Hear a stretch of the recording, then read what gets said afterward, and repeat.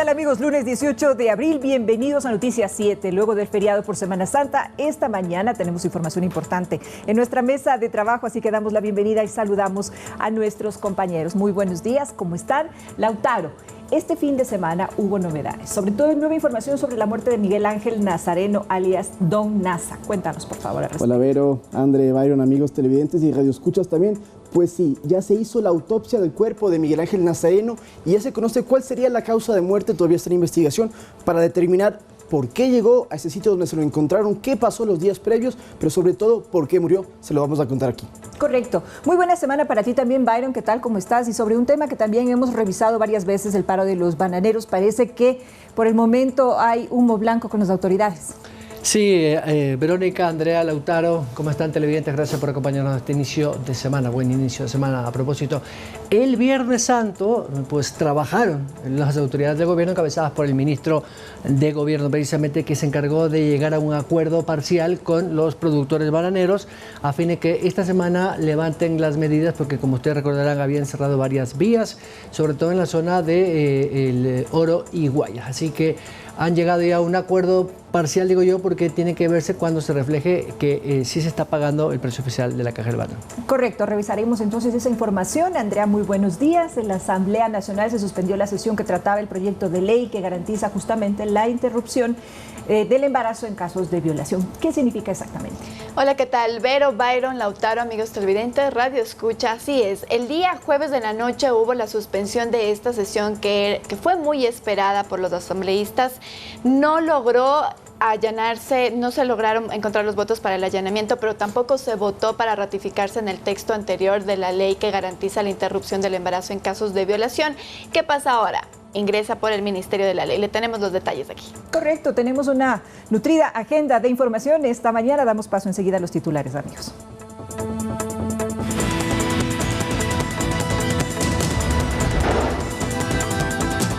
Productores de banano y autoridades del gobierno llegaron a un acuerdo para poner fin al paro de los agricultores por el no pago de la caja de banano. La autopsia de Miguel Ángel Nazareno determinó las causas de su muerte. Este fin de semana fue enterrado en el Carmen, Manabí. Una mujer fue agredida por su expareja en el Parque La Carolina y casi pierde la vida. Un extranjero que visitaba la zona la salvó al detener al agresor. Y en deportes, Liga de Quito gana 2-0 a Barcelona en Casablanca.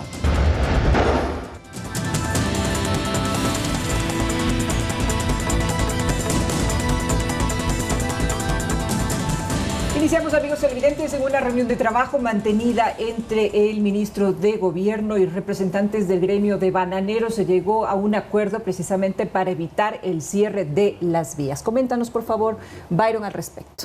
Así es, Verónica, y como sí lo anunciamos hace pocos minutos, en una reunión precisamente en Machala. Se realizó conjuntamente con un grupo de dirigentes de productores bananeros medianos, productores bananeros de la Federación Nacional de Productores de Banano y el ministro de Gobierno, Francisco Jiménez. Como consecuencia de esta reunión se levantó la mía, pero además renunció el gobernador de El Oro, Fulton Serrano. Parece ser que hubo algunas discrepancias de carácter formal, pero que el gobernador o el exgobernador dijo que prefería hacerse a un lado para evitar susceptibilidades y que pueda desarrollarse de mejor manera el trabajo entre el gobierno y los productores de banano. Lo cierto es que a partir de ahora, como hemos dicho, ya no hay este paro bananero. Ha dicho el gobierno en un comunicado de prensa que lo emitió el ministro de Agricultura que se va a detallar la información, sobre todo entre el Banco Central, el SRI y aduanas, para verificar, porque una cosa es lo que se establecen en las famosas planillas, que es el pago que se da por cada caja de banano, y otra cosa es lo que se les deposita a los productores, que es donde está la diferencia. Es decir, en papel les digo que pago 6, pero en el banco te pago 1. Entonces es por donde va, digamos, el conflicto. Esto significa que ya no habrán más paralizaciones en las vías, principalmente de la costa, en las provincias de Guayas, de El Oro, de Los Ríos. En estos 10 meses de gestión del presidente Guillermo Lasso, las principales protestas o incidentes que se han registrado vienen de parte del gremio de los bananeros, que, como ya lo ha explicado Byron, han reclamado por el precio. En este momento, con este acuerdo ya se puede evitar que sigan surgiendo estos inconvenientes. Todavía los arroceros también están buscando temas de que se pueda solucionar con el tema de sus precios. El sector lechero también está pidiendo un incremento y que se fijen los precios. Eso recordemos que está siendo tramitado en la Asamblea Nacional, pero con el caso de los bananeros podemos creo que tener ya más tranquilidad. La semana anterior sí hubo un par de cierres, sobre todo recordaremos en Guayas. No hubo incidentes, no hubo inconvenientes, más bien creo que ha sido de los sectores que han tenido más calma al momento de negociar y bueno, al fin efectivamente se lo ha logrado. Y hay que recordar también, Lautaro, amigos televidentes, que este próximo 22 de abril se volverán a reunir. Han quedado de acuerdo en 6 puntos claves y se los voy a decir, lo tengo anotado aquí. En un instructivo sobre el mecanismo de control del precio del banano, lo que nosotros conversábamos ahora, la caja de banano está en alrededor de $6.25 y a ellos se les está comprando por alrededor de $2, $1.50. Los rubros que se cobró por multas de siembra ilegal para el bono de contingencia del Ministerio de Finanzas. También ellos están pidiendo un listado de las empresas y sembríos al margen de la ley, multas a sembríos ilegales, contratos de los exportadores con productores y modernización del sistema informático para control y auditoría de la producción y exportación del banano. Estos 6 puntos se revisarán este viernes en una nueva reunión y nosotros tenemos también ya un tuit del ministro de Gobierno Francisco Jiménez que se pronunció este fin de semana respecto de esta reunión que, digamos, tuvo humo blanco con el sector bananero. Recordemos que ellos estaban paralizados en El Oro, Guayas y Los Ríos y ellos están diciendo, entre otras cosas, que tienen un 5% de producción represada. No sé si en producción me ayudan para mirar el tuit que había puesto ya el ministro de Gobierno Francisco Jiménez refiriéndose a la reunión que se tuvo el día viernes de la anterior semana. Paro bananero, ese ha sido probablemente el acuerdo más importante de esta mesa. El próximo día viernes a las 10 de la mañana también vamos a reunirnos aquí con los diferentes representantes de los sectores a partir de la mesa técnica que ya hemos configurado para hacer el seguimiento a esos 7 puntos que vamos a trabajar esta semana. Lo cierto es que el ministro Jiménez, conjuntamente con otras autoridades del Ministerio de Agricultura, el viceministro sobre todo, han logrado desarticular o desactivar, digámoslo así, este conflicto. Pero aún quedan de los arroceros. Recordemos que hay 104.000 toneladas métricas que se tienen que exportar a Colombia. Todavía no se sabe un poco el mecanismo, pero los pequeños y medianos productores arroceros han dicho, ojo, que no se dé solamente cupo a las grandes piladoras y los pequeños nos quedemos como siempre pues con nuestro arroz guardado prácticamente pues a pérdida, que es digamos el otro tema un poco delicado que tiene el Ministerio de Agricultura y el gobierno para evitar un conflicto mayor. 114 millones de cajas menos se exportarán este año según lo que dicen los expertos. Al mercado euroasiático sobre todo, que incluye Rusia. Así es que es una tarea importante la que el gobierno tiene que desarrollar conjuntamente con otras organizaciones, sobre todo de comercio exterior, para poder colocar esta fruta en otros mercados y precisamente en eso están trabajando. Vamos a cambiar de tema, amigos televidentes. Este fin de semana se conoció detalles de la autopsia que revelaron las causas de muerte de Miguel Ángel Nazareno.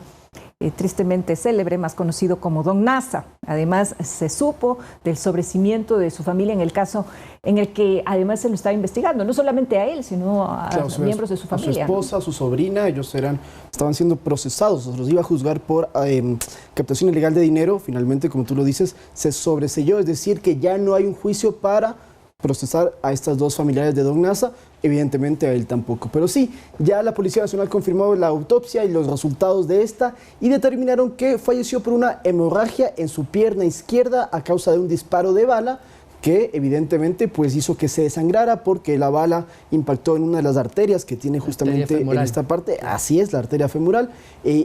Se desangró. Hay que contarle a la gente que en el cuerpo de Don Nasa había un torniquete hecho en la pierna, supuestamente se presume para evitar que se desangrara. Finalmente así lo hizo.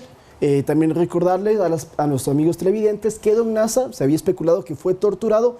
Bueno, lo que sí se sabe es que tiene ciertas laceraciones en las muñecas porque estuvo amarrado con un cabo, con una cuerda que lo mantuvo cierto tiempo apretado. También tiene golpes en el pómulo derecho, es decir, que habrá habido algún tipo de impacto hacia él, pero no hay más. No es que tampoco ha sido acuchillado, como se estaba hablando, o que fue torturado de otras maneras, no. Simplemente el disparo en la pierna y estas laceraciones, que es lo que confirma hasta el momento la Policía Nacional. Ahora, es preciso entrar un poquito más de detalle por qué la arteria femoral es tan delicada. Les voy a poner un ejemplo. Ustedes son jóvenes, pero algunos que los que me están leyendo, escuchando o viendo ahora, deben acordarse cómo murió el torero Paquirri. Pues precisamente la cornada que recibió Paquirri hace unos 25 años en la Plaza de Toros en España, le comprometió la arteria femoral, que es una arteria que está justo en las piernas, muy cerca de los ganglios, donde la parte, digamos, donde va un torrente sanguíneo muy fuerte. Y claro, si alguien recibe una herida ahí, que es un sitio muy difícil de acceder, además, muere desangrado muy rápidamente. Entonces parece ser que quienes atentaron con la vida del señor Nazareno precisamente querían que muriera lentamente, que su muerte fuera, porque a Paquirri le pasó eso, o sea, cuando recibió la cornada, a pesar de que recibió la atención inmediata, es tan rápida la salida de sangre que la persona muere desangrada en minutos. Entonces, evidentemente aquí la intención de quienes han asesinado al señor Nazareno ha sido esa, ¿no? Que se muera literalmente desangrado de manera rápida.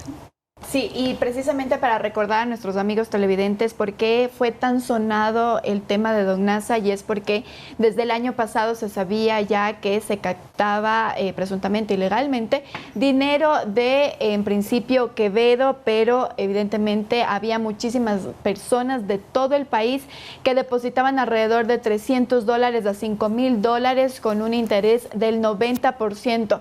Es preocupante esto porque hay que recordar a nuestros amigos que nos escuchan y nos miran en este momento sobre la potestad que se tiene y expresamente de los bancos que están ya registrados legalmente para poder captar este tipo de dineros y dar un interés que evidentemente es muchísimo menor. Hay que recordar que también este fin de semana circuló un video en donde se puede ver pues una presunta negociación entre entre tres personas que estarían realizando exactamente lo mismo, y hay que prevenir a nuestros amigos para que ustedes sepan que realmente eso es ilegal. Hay que decir también, y quiero reiterar, ahí estamos viendo en imágenes el video que se hizo pues viral en redes sociales sobre esta presunta captación de dinero. Esto aún no es confirmado, es solo un video que se hizo viral. Vamos a mirar qué es lo que sucede esta semana, si hay pronunciamiento respecto de este video que en feriado lo conocimos. Solo recordar que también por eso estaba investigada la familia y que se anuló ya el caso. Sí. Y para terminar con el tema de Don Nasa, también contarle a nuestros amigos televidentes que ya fue sepultado su cadáver, pero en una parroquia rural del cantón El Carmen, en Manabí. Don Nasa nació en Esmeraldas hace 34 años, pero desde muy pequeño vivió siempre en Quevedo. Sin embargo, fue enterrado en la parroquia Paraíso La 14, a hora y media de El Carmen, donde había policías que no permitieron que ingresaran las personas, medios de comunicación que trataron de llegar, no se les permite ingresar a este cementerio, que ha dado muchas especulaciones y gran sorpresa de por qué se lo llevó a ese sitio. Y finalmente contarle que la policía también informó que Don Nasa, 2 días antes de encontrarlo muerto en la parroquia Maguaña, en Quito, habría estado presuntamente en la Sierra Central. No se dijo en qué localidades, tampoco se conoce quiénes fueron o por qué asesinaron a Don Nasa, si efectivamente fue así o qué es lo que sucedió, pero lo que sí es que ya está enterrado en un sitio que no es Quevedo. Mientras tanto, este cantón de la provincia de Los Ríos está sitiado y protegido y resguardado por la Policía Nacional para evitar posibles enfrentamientos o actos de violencia como represalia o como venganza por lo que ha pasado con uno de los que fueron los personajes más icónicos de Quevedo en estos últimos meses. Para cerrar este tema, la autora, la superintendenta de bancos subrogante, ha puesto este fin de semana, precisamente el sábado, una denuncia en la Fiscalía denunciando, para la redundancia, a estas eventuales o potenciales captadoras de dinero ilegales. Una vez que se conoció en redes sociales efectivamente este y otros videos, y la denuncia que presenta la superintendenta de bancos es a varias empresas fantasmas que pues tienen, digamos, razones sociales de pantalla, digámoslo así, pero que se dedican a esta captación ilegal de dinero. Lamentablemente, esto hay que decirlo, compañeros, la gente sabe que son ilegales, no le importa, pero la avaricia pesa más. Si la gente no le importa que sean legales con tal de ganar plata, Y ese es el riesgo. Entonces, cuando yo escucho a esa gente que entrevistan en Quevedo, quejándose de que me han estafado, no le han estafado, usted era consciente y usted es responsable. Entonces, claro, además de ser responsable de ese, también puede estar cómplice en un delito. Entonces, quienes están dedicados a eso, pues saben que están en temas ilegales y algún rato la justicia va por ustedes. Correcto. Así es, vamos a cambiar de tema ahora, amigos televidentes. Carlos Pareja Yannuzeli, exministro de Hidrocarburos en el gobierno de Rafael Correa, esperaba que un recurso de habeas corpus que presentó su defensa también le permitiera salir de la cárcel. Parece que esto ya está haciéndose más frecuente de lo que era, como ocurrió precisamente con el ex vicepresidente Jorge Glass Espinel el domingo pasado. Sin embargo, el pedido fue negado y seguirá en prisión, Andrea. Así es, como tú lo has dicho, Vero, el pasado 15 de abril se negó este recurso de habeas corpus para Carlos Pareja Yannuzeli, quien, recordemos, está acusado de varios delitos: cohecho, enriquecimiento ilícito, asociación ilícita, peculado y tráfico de influencias. Lo que ha dicho la defensa de Carlos Pareja Yannuzeli es que van a apelar esta resolución. Se pretende que en 2 semanas aproximadamente ya esta apelación surja efecto, eso es lo que han dicho, y ellos dicen que van a apelar por fraude procesal en contra de los representantes del Estado. Recordemos que este recurso se interpuso diciendo o alegando que Carlos Pareja Yannuzeli tenía casi los mismos problemas que el ex vicepresidente Jorge Glass, en donde se decía que tenía depresión, 2 intentos de suicidio, etcétera, y que es por eso que se estaba pidiendo esta liberación inmediata, que es lo que ocasiona que se le concediera el habeas corpus. A diferencia de otros países, en el Ecuador no hay una acumulación de penas, no es como en Estados Unidos que te van sumando. Acá la pena más alta, la de mayor años, la que tienes que cumplir. Entonces Capaya tiene 10 años que estar en prisión, desde 2017 ya está encarcelado. Recordemos, como dato anecdótico, que Capaya, alias Capaya, ese era el nombre de la empresa que él tenía para hacer todo este tipo de las empresas fantasmas. Bueno, Capaya se fue a Estados Unidos, él fugó de la justicia y luego José Serrano, en ese entonces asambleísta, lo trajo al Ecuador, lo metieron en prisión y desde 2017 está ahí. Ya lleva 5 años, le faltan 5 más, a menos que en un par de años se pueda someter a una de las beneficios penitenciarios similares a los de Jorge Glass, que es en este caso la prelibertad. Solo un dato anecdótico, el alias Capaya es Carlos Pareja Yannuzeli, por eso es Capaya. Sí. Y un primo de él, que ustedes recordarán, Carlos Pareja Cordero. Capaco, que también fue acusado de diferentes irregularidades porque estuvo prófugo en Perú, luego lo cogieron, etcétera, etcétera, pues también tenía ese alias. Pero es básicamente un resumen porque además así parece ser que le decían de joven Esmeraldas, porque Carlos Pareja Yannuzeli es esmeraldeño. Y lo cierto es que en este caso sus abogados van a insistir porque dicen que efectivamente el señor Pareja Yannuzeli sí tiene algunas dolencias físicas y que podrían ser certificadas por médicos de que efectivamente tiene problemas graves de salud. Y hablando de habeas corpus, le contamos a nuestros amigos televidentes que el SNAI ya presentó la apelación formal ante la Corte Provincial de Santa Elena para apelar a este habeas corpus que permitió que Jorge Glass saliera de prisión, y se está pidiendo también un grillete electrónico para poder identificarlo y evitar que se fugue. Durante este proceso de análisis de la Corte, Jorge Glass puede mantenerse en libertad, fuera de la cárcel, pero una vez que hay un dictamen, sea que ratifican o revoquen el habeas corpus del juez Moscoso, pues allí en ese caso, depende de lo que sea, podría retornar, pero hasta entonces no se lo puede hacer y puede mantenerse en Guayaquil. Sí. Había un comunicado que emitió la ministra fiscal Diana Salazar este sábado desde su cuenta personal. No lo hizo como fiscal general de la Nación, eso lo dejó entrever y lo puso desde su cuenta personal como ciudadana. Voy a permitirme leer algo muy corto, solamente para contextualizar. El tuit de la ministra fiscal Diana Salazar dice: ante los distintos hechos relacionados con decisiones judiciales suscitadas en los últimos días, quiero manifestar mi opinión como ciudadana, especialmente hacia aquellas personas que, como yo, han sido invadidas por una profunda decepción y sienten impotencia al presenciar cómo la justicia y la impunidad campean en nuestro país. Creo que es imperativo que nos replanteemos nuestro funcionamiento como sociedad. Comparto el sentir de la mayoría de los ecuatorianos. No podemos convertirnos en un país en el cual las mafias, ahí ustedes tienen el comunicado de la fiscal como ciudadana, ha dicho, los intereses protervos, las componendas y la corrupción se impongan sobre el Estado de Derecho. Si es que como sociedad normalizamos la corrupción y la impunidad, jamás podremos salir de este círculo vicioso de terribles consecuencias, dice entre otras cosas este comunicado que como ciudadana la fiscal Diana Salazar la compartió este fin de semana.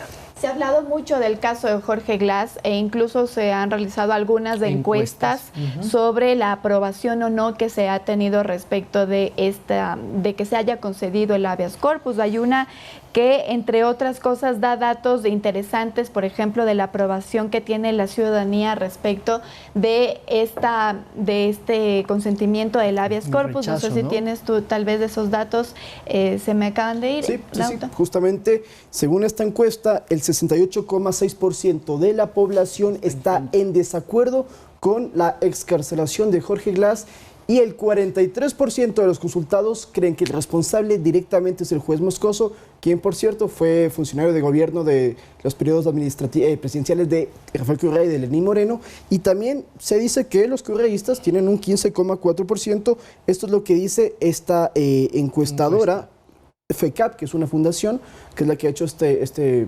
modelo para investigar, este modelo estadístico, para conocer la opinión de los ciudadanos.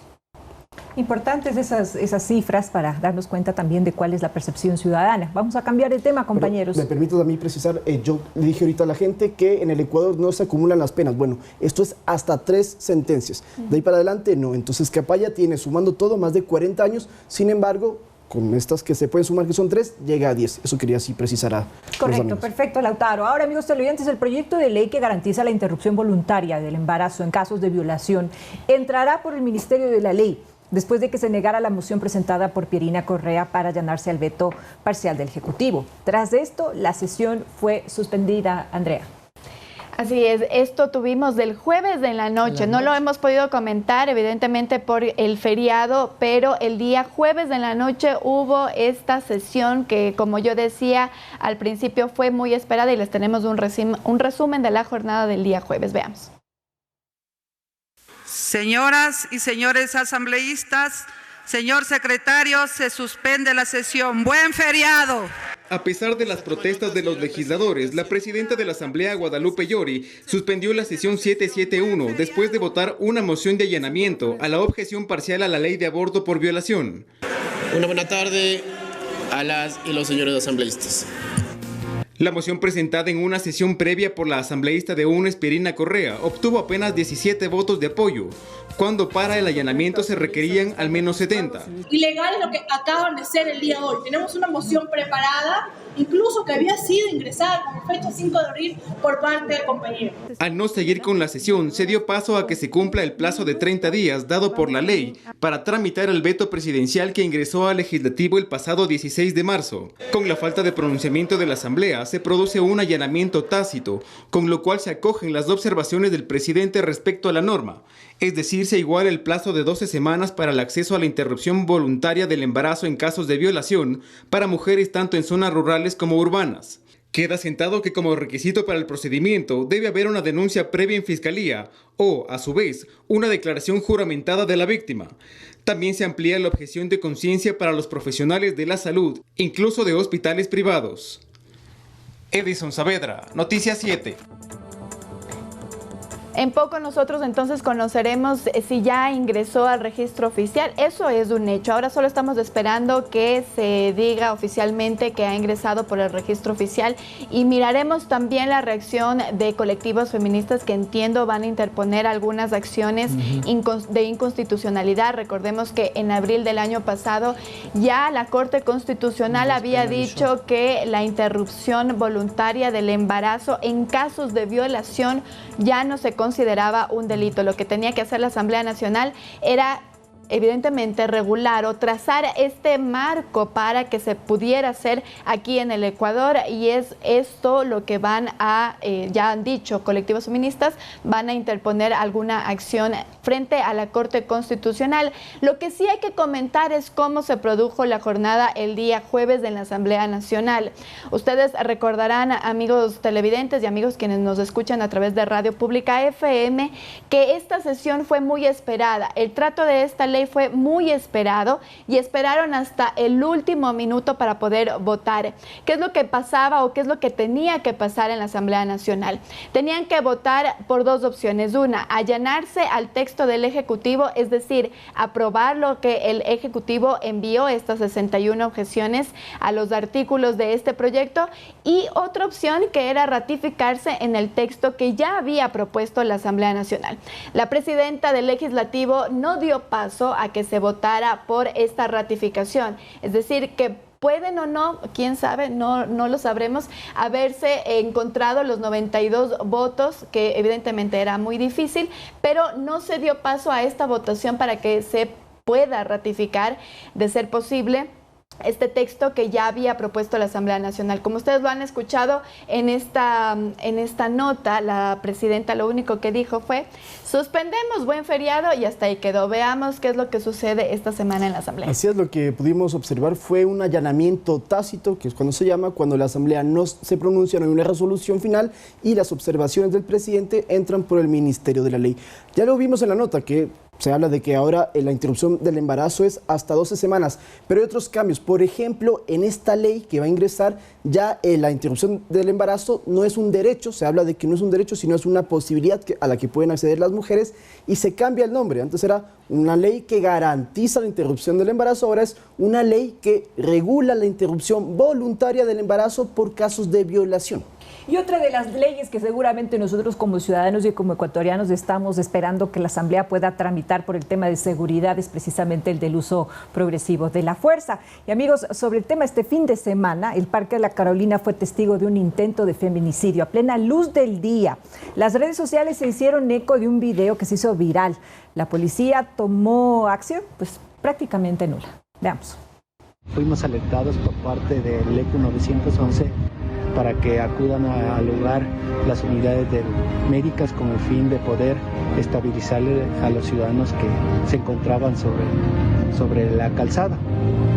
Ante esto, se procede igualmente a visualizar que se encontraba un arma blanca, la misma que fue utilizada presuntamente por el ciudadano para atentar la vida en contra de su expareja. La oportuna intervención por parte de los ciudadanos de un ciudadano que se encontraba en el lugar, al igual que inmediata intervención por parte de Policía Nacional, realizan la aprehensión del ciudadano.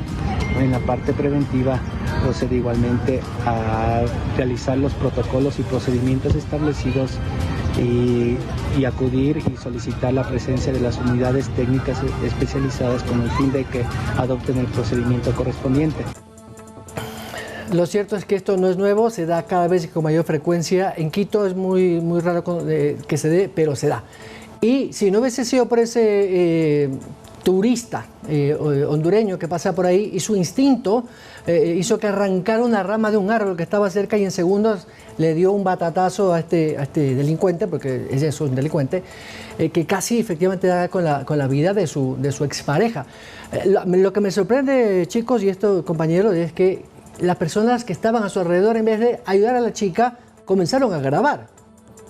O sea, no lo entiendo. La verdad que si yo hubiese estado en esa situación, lo que menos se me hubiera ocurrido es grabar, sino ayudarle a la chica a enfrentarse al agresor. O sea, la persona que grabó sí puede ser con la mejor intención, pero ¿qué pasaba si él grababa y el agresor hubiese asesinado a la chica? Era otra la historia, pero cada vez y cuando vemos estos actos de agresión contra las mujeres, que ya se nos está haciendo lamentablemente costumbre. Y mientras la policía no tenga un procedimiento que les permita actuar igual que a ese ciudadano, puede enfrentar judicialmente alguna consecuencia. Coincido un poco contigo, Byron, en el tema de preguntarnos realmente cuál era el objetivo de la grabación. Sin embargo, también preguntarnos por qué se están produciendo este tipo de situaciones de femicidio. Hay que decirles también a la ciudadanía que hubo varias autoridades que ya se pronunciaron respecto a este tema. ¿Y por qué es tan polémico? Evidentemente por la agresión, pero también porque esto fue a plena luz del día, 11 de la mañana, en el Parque La Carolina, que es muy concurrido, más aún en feriado. Es decir, realmente la situación se prestó para que nos impactara a muchos de los quiteños.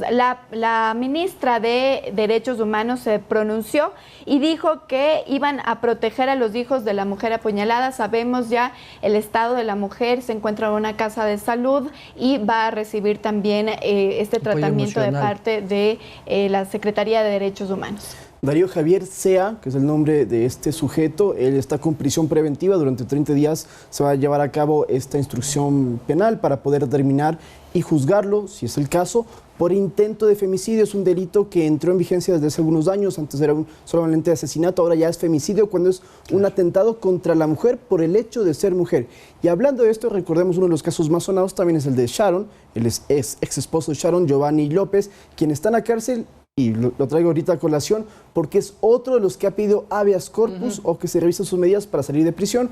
Giovanni López tiene 26 años. En el caso de este sujeto, Darío Javier, pues sería menor la pena porque evidentemente es un intento, más y en buena hora no se logró que llegara a hacer este crimen tan condenable. Creo que es importante también rescatar al héroe. Sí, es un ciudadano hondureño, Joel Eduardo Padilla, quien además fue condecorado, por decirlo de alguna manera, entregado una placa de reconocimiento por la comandante Doris Viteris, comandante del distrito de la policía Eugenio Espejo, de esa zona de la ciudad, quien este fin de semana se pronunció y dijo que habían felicitado y condecorado con algo simbólico a este turista hondureño por precisamente su acto de valentía, ¿no? Así que Joel Eduardo Padilla es el héroe de esta jornada. Muy valiente. Muy buen reconocimiento, sin duda. Como tú dices, Byron, fue un tema que prácticamente no lo pensó, no lo planificó, fue un tema totalmente de instinto, ¿no? Exacto. Y en ese momento él también podía haber estado pues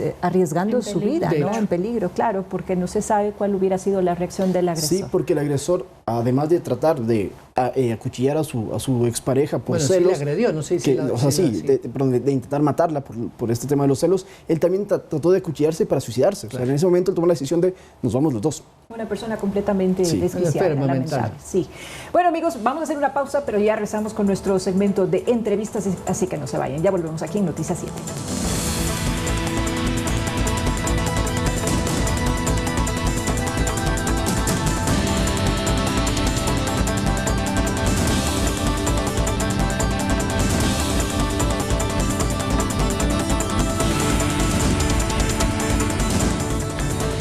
Los niveles de aceptación y credibilidad de la Asamblea están en sus peor momentos en menos de un año de gestión.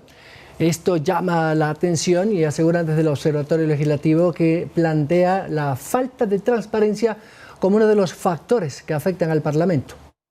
Según el último reporte de la encuestadora Sedatos, el índice de credibilidad de la Asamblea es de apenas el 6,5%, mientras que la aprobación es del 11,5%. Más del 82% de la población califica su gestión como mala y muy mala, según detalla Perfiles de Opinión en su más reciente informe. Estos resultados negativos, a decir de Marcelo Espinel del Observatorio Legislativo, son llamativos, pero no nuevos.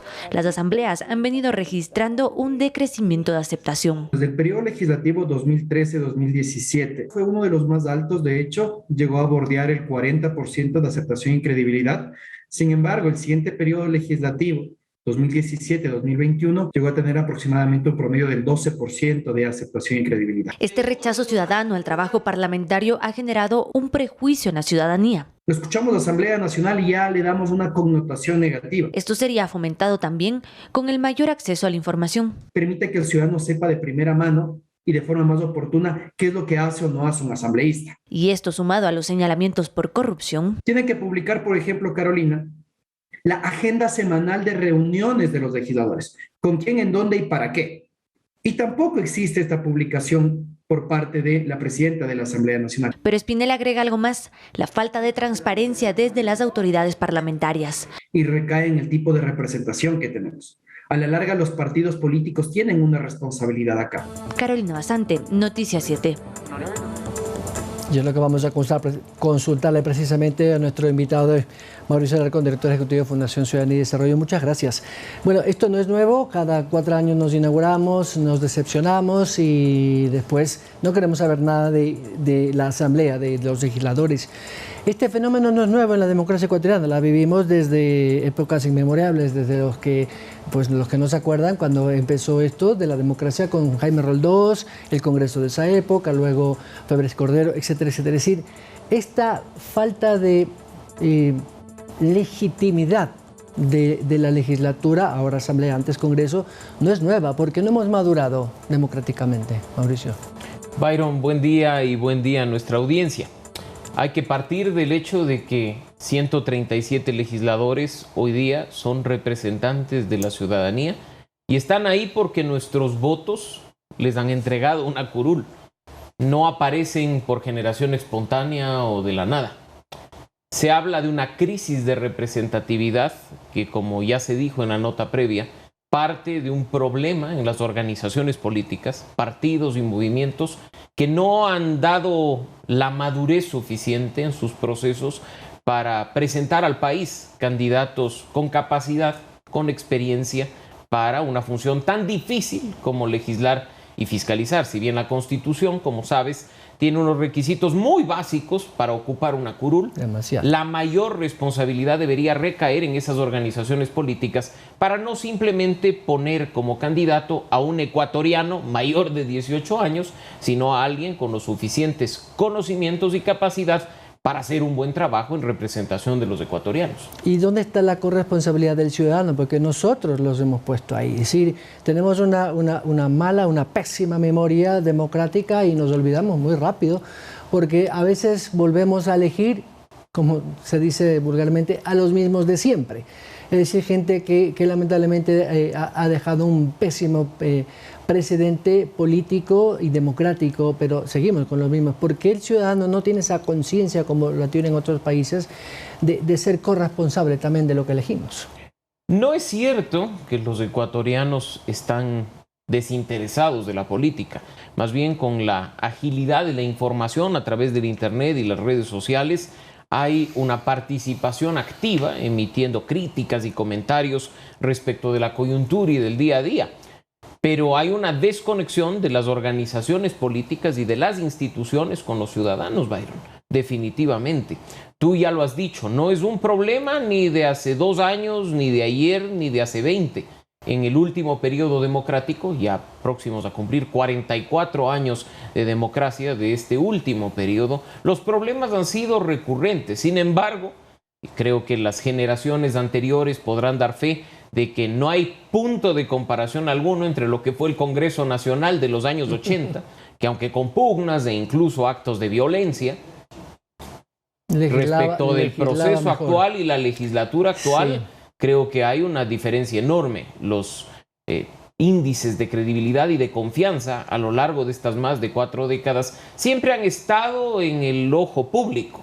Se ha dicho que las instituciones con menos credibilidad siempre han sido la Asamblea Nacional o el Ejecutivo, pero creo que pocas veces se ha llegado a un punto tan crítico como el que se mencionaba en cuanto a las cifras de manera previa. Ahora, estos 11 meses de la señora Ioria han sido bastante accidentados. Lo último que pasó en la sesión que recordamos aquí, de este día jueves, que pues clausuró la sesión que dijo buen feriado, cuando todavía faltaba por terminar la votación a propósito de la ley de interrupción voluntaria del embarazo, que ya pues prácticamente será ley a partir de hoy, que entra en el registro oficial. Es decir, esta conducción accidentada, que además está siendo cuestionada, y además de eso con algunos procedimientos, no sé si tan legislativos o jurídicos, se le intenta desconocer y crear estas comisiones. Es decir, el ciudadano de a pie no entiende de eso. Lo único que ve el ciudadano, Mauricio, es que no legislan y no fiscalizan. Y cuando legislan y fiscalizan lo hacen simplemente en beneficio de sus intereses particulares. Llegan como candidatos a decir que van a representar al país, que están preocupados por la inseguridad, por los problemas económicos o la falta de empleo, pero ya en sus curules están para negociar en función de sus voracidades y sus apetitos políticos personales. Y eso es lo que ha generado la crisis que hoy vemos. ¿Qué organización política representa de manera efectiva el sentir de los ecuatorianos? Yo creo que en este momento, de las que se encuentran al interior de la Asamblea Nacional, ninguna. Tú has mencionado la crisis a propósito de la conducción de la Asamblea, y si bien es cierto, de nuevo, que de 137 legisladores, todos ellos tienen la legitimidad y la posibilidad de aspirar a presidir la Asamblea Nacional, ese cargo tiene que asignarse a alguien con la capacidad suficiente de generar consensos, con la credibilidad suficiente de hacer un buen trabajo y con la capacidad además de generar confianza en la ciudadanía. Lo que hemos visto no solo la tarde-noche del jueves, sino incluso semanas atrás, de suspender sesiones a patadas, de apagar la luz y los micrófonos. Ni siquiera lo vimos en las peores épocas del Congreso Nacional. Y si tanto temor le tiene una o varias personas a la conformación de una comisión evaluadora, pues simplemente hay que decir que se encuentra en la ley, que hay que dar paso y pues que aunque no lo sea todo, serán los votos los que finalmente decidan el futuro de la presidenta de la Asamblea y del resto de autoridades del CAL. Otra de las instancias, instituciones de esta estructura del Estado seriamente cuestionada, no de ahora, de toda la vida, es la justicia. Y hemos visto las encuestas, Mauricio, de qué nivel de rechazo tiene la decisión de un juez de Manglarato de haberle concedido el habeas corpus a un ex vicepresidente sentenciado y que cumplía una condena por corrupción. Es muy mal visto por los ciudadanos, pero lamentablemente la justicia en esto creo que nos queda debiendo muchísimo, porque además las instancias que están llamadas a corregir eso, pues dicen no podemos hacer mucho porque así establece la independencia de los jueces.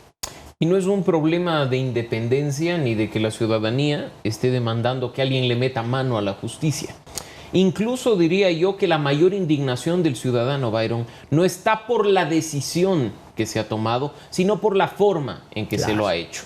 Porque Saltando muchos ciudadanos están permanentemente acudiendo a la justicia por habeas corpus, cuando sí, efectivamente, se desconoce dónde se encuentra la persona o porque hay riesgos inminentes respecto de su salud, no están recibiendo atención médica oportuna.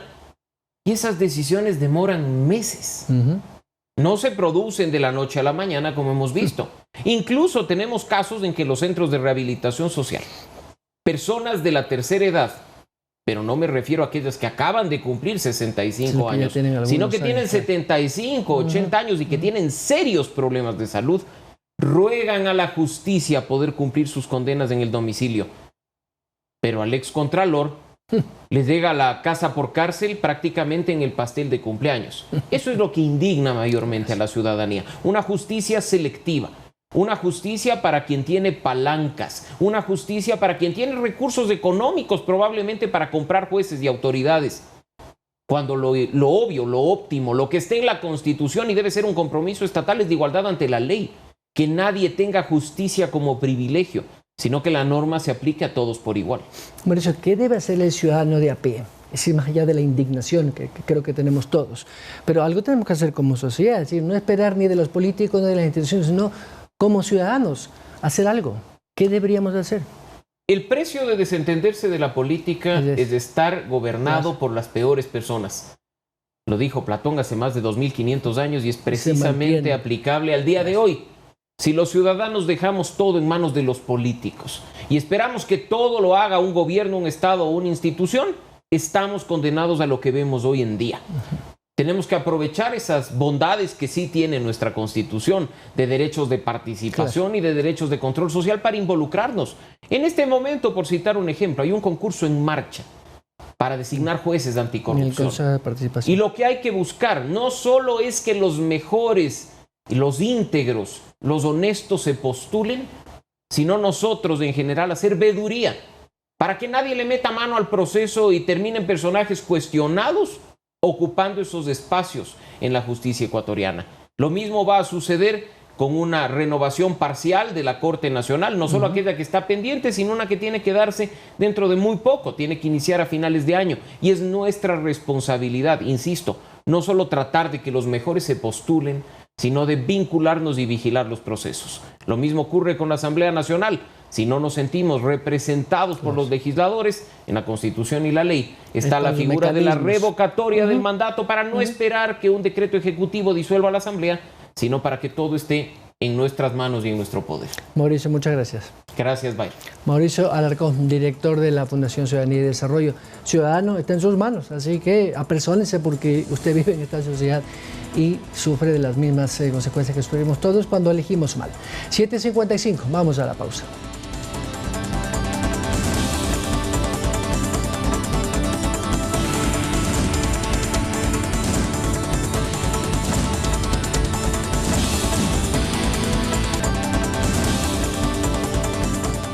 Y antes de finalizar, amigos televidentes, queremos contarles que el Papa Francisco pidió el domingo pasado la paz en Ucrania durante esta Pascua de guerra al pronunciar el tradicional discurso Urbi et Orbi el domingo de Pascua en la Plaza de San Pedro del Vaticano, y rogó, por favor, no nos acostumbremos a la guerra, comprometámonos todos a pedir la paz con voz potente desde los balcones y sobre todo en las calles. Veamos.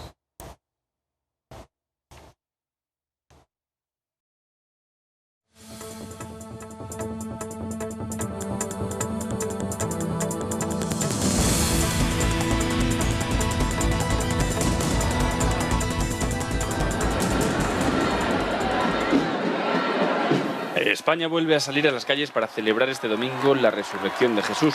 En Villanueva de la Serena, en Badajoz, tiene lugar una particular procesión en la que la Virgen de la Aurora recorre 100 metros en brazos de los costaleros que corren por una de las calles principales de la localidad hasta encontrarse con el Cristo resucitado en la plaza del Ayuntamiento.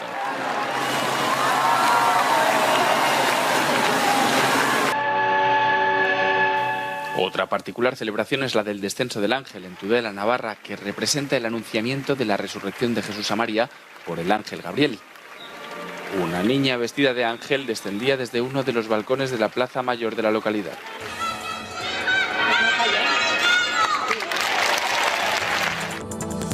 De la fe religiosa de los católicos se vuelve ya digamos, a la presencialidad, al contacto humano que tanto nos faltaba luego de 2 años de pandemia.